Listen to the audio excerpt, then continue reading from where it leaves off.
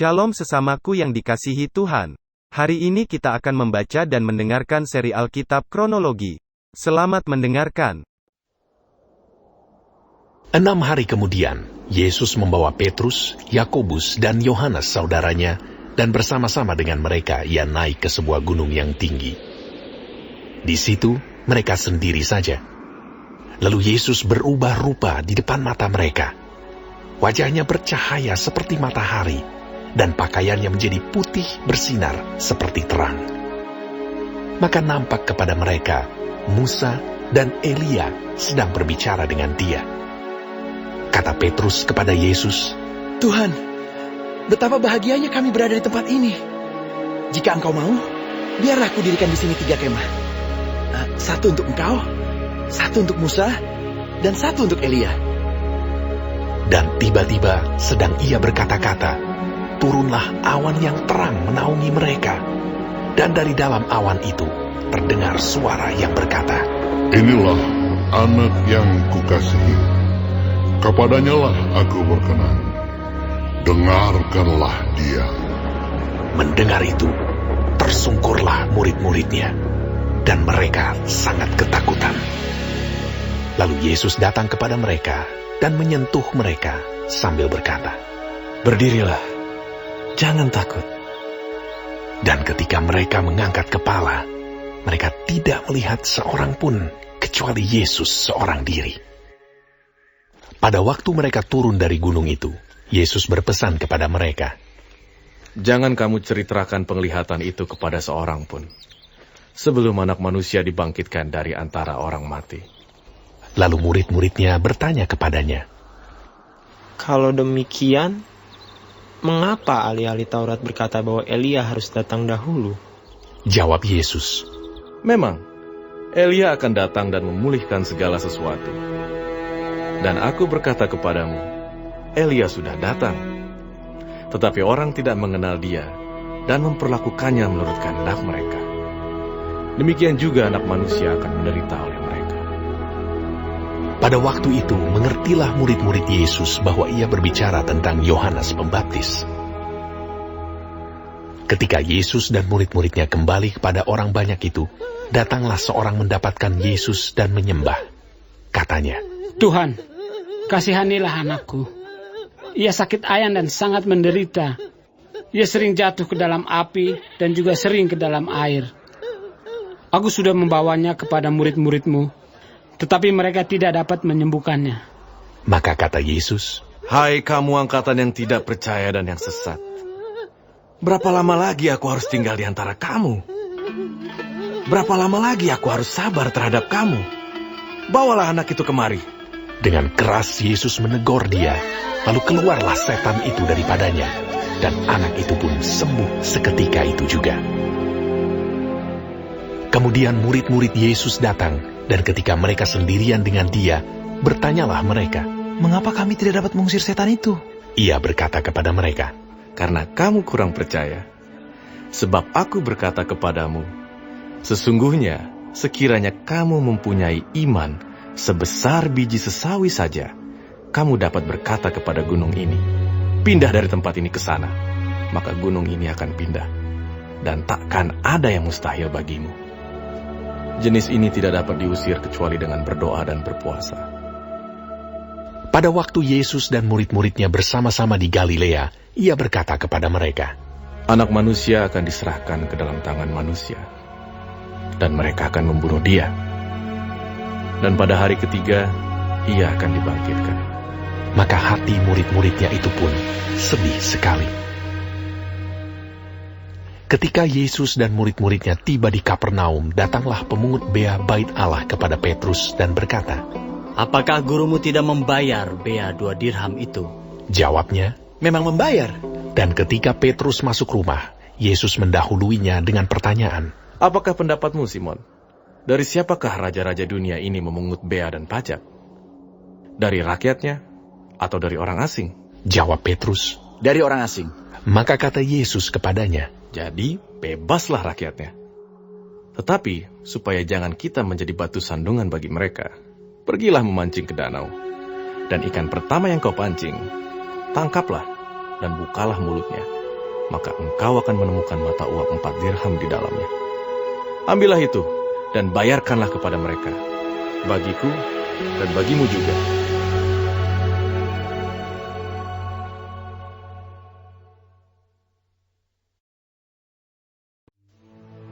Katanya lagi kepada mereka, Aku berkata kepadamu, sesungguhnya di antara orang yang hadir di sini, ada yang tidak akan mati sebelum mereka melihat bahwa kerajaan Allah telah datang dengan kuasa.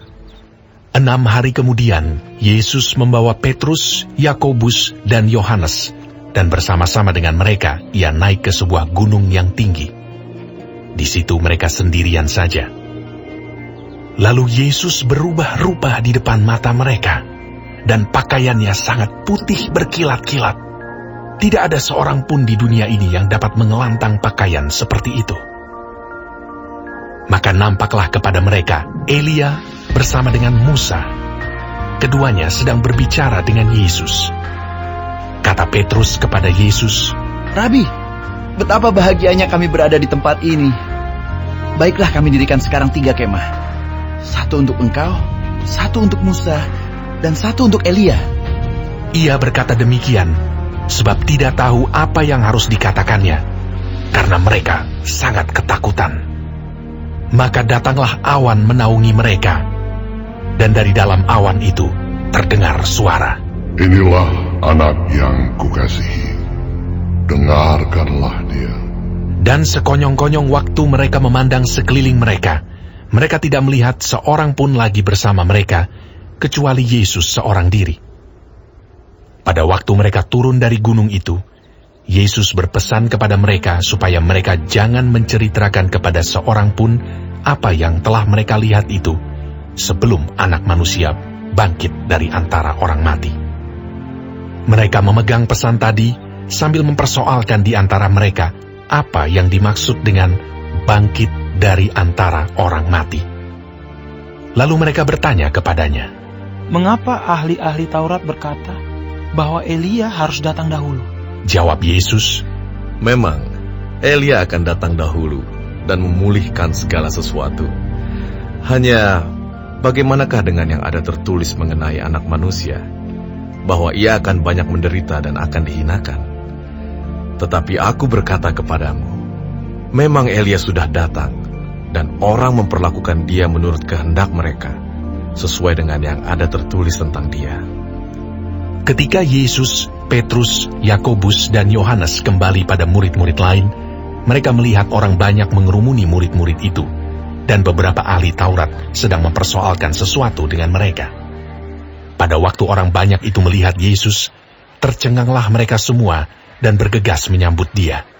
Lalu Yesus bertanya kepada mereka, Apa yang kamu persoalkan dengan mereka? Kata seorang dari orang banyak itu, Guru, anakku ini kubawa kepadamu, karena ia kerasukan roh yang membisukan dia. Dan setiap kali roh itu menyerang dia, roh itu membantingkannya ke tanah. Lalu mulutnya berbusa, giginya bekertakan, dan tubuhnya menjadi kejang. Aku sudah meminta kepada murid-muridmu, supaya mereka mengusir roh itu, tetapi mereka tidak dapat. Maka kata Yesus kepada mereka, Hai kamu angkatan yang tidak percaya, berapa lama lagi aku harus tinggal di antara kamu? Berapa lama lagi aku harus sabar terhadap kamu? Bawalah anak itu kemari. Lalu mereka membawanya kepadanya. Waktu roh itu melihat Yesus, anak itu segera digoncang-goncangnya, dan anak itu terpelanting ke tanah dan terguling-guling, sedang mulutnya berbusa. Lalu Yesus bertanya kepada ayah anak itu, Sudah berapa lama ia mengalami ini? Jawabnya, Sejak masa kecilnya. Dan seringkali roh itu menyeretnya ke dalam api, ataupun ke dalam air untuk membinasakannya. Sebab itu, jika engkau dapat berbuat sesuatu, tolonglah kami dan kasihanilah kami. Jawab Yesus, Katamu, jika engkau dapat. Tidak ada yang mustahil bagi orang yang percaya. Segera ayah anak itu berteriak, Aku percaya. Tolonglah aku yang tidak percaya ini. Ketika Yesus melihat orang banyak makin datang berkerumun, ia menegur roh jahat itu dengan keras. Katanya, Hai kau roh yang menyebabkan orang menjadi bisu dan tuli, aku memerintahkan engkau, keluarlah daripada anak ini, dan jangan memasukinya lagi. Lalu keluarlah roh itu sambil berteriak dan menggoncang-goncang anak itu dengan hebatnya. Anak itu kelihatannya seperti orang mati, sehingga banyak orang yang berkata, Ia sudah mati. tetapi Yesus memegang tangan anak itu dan membangunkannya, lalu ia bangkit sendiri. Ketika Yesus sudah di rumah dan murid-muridnya sendirian dengan dia, bertanyalah mereka. Mengapa kami tidak dapat mengusir roh itu? Jawabnya kepada mereka, Jenis ini tidak dapat diusir kecuali dengan berdoa. Yesus dan murid-muridnya berangkat dari situ dan melewati Galilea. Dan Yesus tidak mau hal itu diketahui orang, sebab ia sedang mengajar murid-muridnya. Ia berkata kepada mereka, Anak manusia akan diserahkan ke dalam tangan manusia, dan mereka akan membunuh dia. Dan 3 hari sesudah ia dibunuh, ia akan bangkit. mereka tidak mengerti perkataan itu, namun segan menanyakannya kepadanya. Kemudian tibalah Yesus dan murid-muridnya di Kapernaum. Ketika Yesus sudah di rumah, ia bertanya kepada murid-muridnya, Apa yang kamu perbincangkan tadi di tengah jalan? tetapi mereka diam, sebab di tengah jalan tadi mereka mempertengkarkan siapa yang terbesar di antara mereka. Lalu Yesus duduk dan memanggil ke-12 murid itu. Katanya kepada mereka, Jika seseorang ingin menjadi yang terdahulu, hendaklah ia menjadi yang terakhir dari semuanya, dan pelayan dari semuanya. Maka Yesus mengambil seorang anak kecil dan menempatkannya di tengah-tengah mereka. Kemudian ia memeluk anak itu dan berkata kepada mereka, Barang siapa menyambut seorang anak seperti ini dalam namaku, ia menyambut aku. Dan barang siapa menyambut aku, bukan aku yang disambutnya, tetapi dia yang mengutus aku. kata Yohanes kepada Yesus, Guru, kami lihat seorang yang bukan pengikut kita mengusir setan demi namamu. Lalu kami cegah orang itu, karena ia bukan pengikut kita. tetapi kata Yesus, Jangan kamu cegah dia, sebab tidak seorang pun yang telah mengadakan mujizat demi namaku dapat seketika itu juga mengumpat aku. Barang siapa tidak melawan kita, ia ada di pihak kita. Aku berkata kepadamu, sesungguhnya, barang siapa memberi kamu minum secangkir air, oleh karena kamu adalah pengikut Kristus, ia tidak akan kehilangan upahnya. Barang siapa menyesatkan salah satu dari anak-anak kecil yang percaya ini, lebih baik baginya jika sebuah batu kilangan diikatkan pada lehernya, lalu ia dibuang ke dalam laut. Dan jika tanganmu menyesatkan engkau, penggalah, karena lebih baik engkau masuk ke dalam hidup dengan tangan kudung, daripada dengan utuh kedua tanganmu dibuang ke dalam neraka, ke dalam api yang tak terpadamkan. Di tempat itu, ulatnya tidak akan mati, dan apinya tidak akan padam. Dan jika kakimu menyesatkan engkau, penggalah, karena lebih baik engkau masuk ke dalam hidup dengan timpang, daripada dengan utuh kedua kakimu dicampakkan ke dalam neraka. Di tempat itu, ulatnya tidak akan mati, dan apinya tidak akan padam. Dan jika matamu menyesatkan engkau, cungkilah, karena lebih baik engkau masuk ke dalam kerajaan Allah dengan bermata satu, daripada dengan bermata dua dicampakkan ke dalam neraka, di mana ulat-ulat bangkai tidak mati dan api tidak padam. Karena setiap orang akan digarami dengan api. Garam memang baik, tetapi jika garam menjadi hambar, dengan apakah kamu mengasinkannya? Hendaklah kamu selalu mempunyai garam dalam dirimu, dan selalu hidup berdamai yang seorang dengan yang lain. Hari ini kita telah mendengarkan seri Alkitab Kronologi. Tuhan Yesus memberkati.